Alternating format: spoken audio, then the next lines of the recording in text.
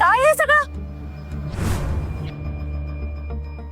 या घराचा गोठा कोणी केला? अरे बैल आतमध्ये कसा आला? कोणी आणला? वहिनी बॉस मला वाटतं काय हा बैल म्हणजे ते आधी. जरा गप्प बस ना तू. नको तिथे नको तेव्हा चप्पर चप्पर चालूच असतं तुझं. कधीतरी तोंड बंद ठेव ना. हे काय सगळं? हा? लक्ष कुठं होतं तुझं? तो बैल आत आलाच कसा काय? झोपा काढत होतीस का तू? अहो वहिनी साहेब, मी दरवाजा आणि बंगल्याची मेन गेट समधी बंद केली होती. मग बैल आतमध्ये येईल कुठून? मी मगापासून ह्याच विचार करते की नक्की बैल आलाय कुठून. हा नको नको स्वतःची अक्कल नको लढूस. नको राहू देते. पटापट पटापट हे सगळं पुसून टाकायचं.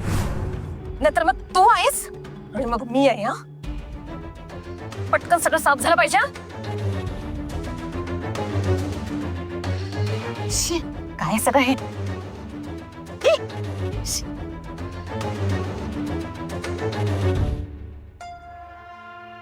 कोण असतील ते हल्लेखोर? आणि मला मारण्याचा प्रयत्न का केला असेल त्यांनी?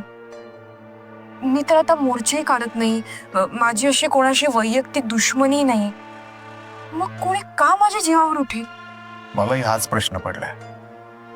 कोण तुझ्या वाईटावर का उठेन? पण तू टेन्शन नको घेऊस. सरकार आहेत ते शोधून काढतीलच त्यांना. आणि मी पण सोडणार नाही त्यांना. तुझ्या केसाला पण जर कोणी धक्का लावला ना, सोडणार नाही त्यांना.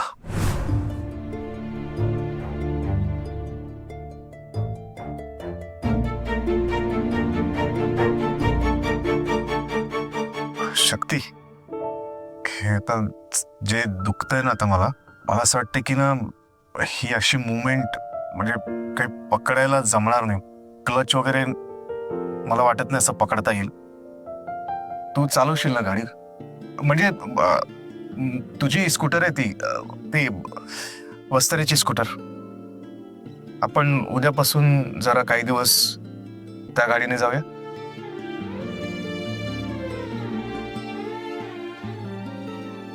शक्ती,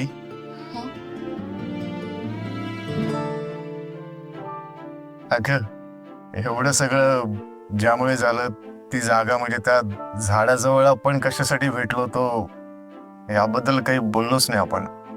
अरे हो, मी पण श्रद्धाला ओरडणार होते, पण तिथे सिच्युएशन अशी क्रिएट झाली की विसरून गेली. सेम मला पण जरा म्हणजे विचित्रच वाटलं.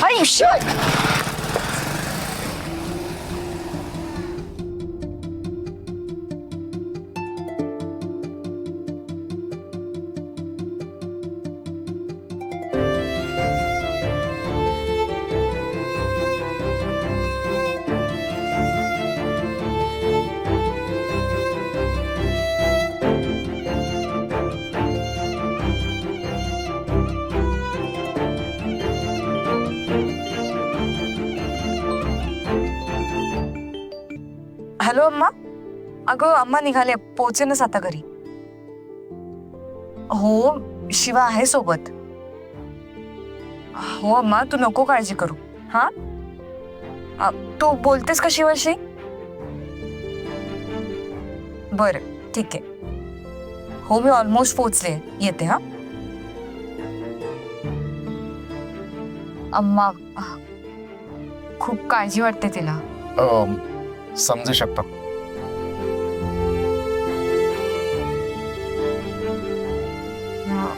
मी जाते इथून आता.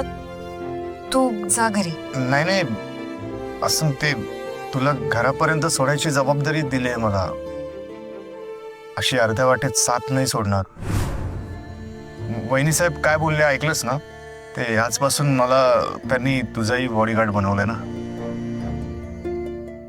चल.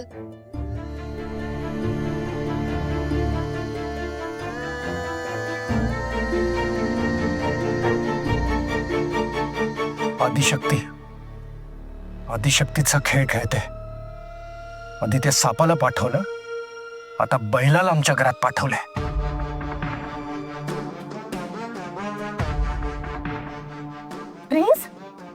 सगळं काय आहे? अख्ख्या घरभर त्या बैलाच्या पावलांचे ठसे आणि शेण आहे. शी! काहीतरी गडबड नक्कीच आहे. आधी तो साप आपल्याला त्रास देत होता, आता बैल त्रास देतोय. मला ना खरंच काही कळतच नाहीये प्लीज. आज त्या शक्तीवर हल्ला झाला आणि आज आता हा बैल आपल्या घरात शिरलाय. प्लीज आणखीन एक सांगायचं होतं. शिवाच्या घरात तो साप मला पुन्हा दिसला. का? हो. मी तुला सांगतोय, हा सगळा आदिशक्तीचा खेळ आहे. मला तर कधी कधी असं वाटतं त्या आदिशक्तीने आपल्याला सगळीकडून ट्रॅप केलंय. आवाज ऐकला?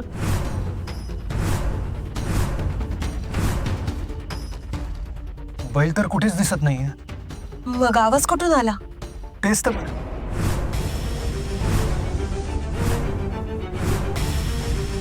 मला काही कळत नाही. त्या आदिशक्ती कचपीच्या सोडणार आहे ना. कांता म्हणायचं का तुम्हाला? कॉफी हवे का? सापात ते सापाची कत.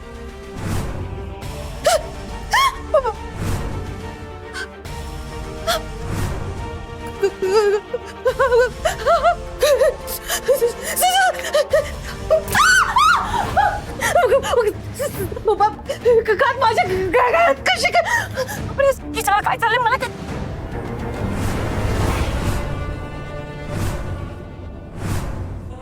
ती कात कुठे गेले? मी आता फेकली गळ्यातून आणि गायब झाली. अशी कशी गायब झाली? नाही पत्रा, मी तुला तेच सांगतोय, हा सगळा आदिशक्तीचा खेळ आहे. आपल्याला हैराण करता येते. अरे बापरे, हे सगळं जर आदिशक्ती घडून आणत असेल तर याचा अर्थ शक्तीवर जो हल्ला झाला, ज्या माणसाने हल्ला केला ती माणसं सुद्धा आदिशक्तीने तिच्या मायावी शक्तीने पाठवली तर कशा म्हणतेस? आणि हे सगळं जर खरंच ती करत असेल ना, तर त्या माणसाचा सुद्धा काहीच ठाव ठिकाणा लागणार नाही. तेव्हा आदिशक्ती आपला पिछा का सोडत ना, मला काहीच कळत नाहीये. आता ते आपल्या बेडरूम मध्ये येऊन पोहोचले. प्रिन्स, यावर एकच उपाय आहे. काय उपाय? नरबळी. जोपर्यंत आपण नरबळी देत नाही, चेटकोबाची ताकद वाढणार नाही. आणि एकदा का चेटकोबाची ताकद वाढली की आदिशक्ती शिवाच्या आणि आपल्या आयुष्यातून गायब होईल. आणि तोवर आपण काही सुखासुखी राहत नाही.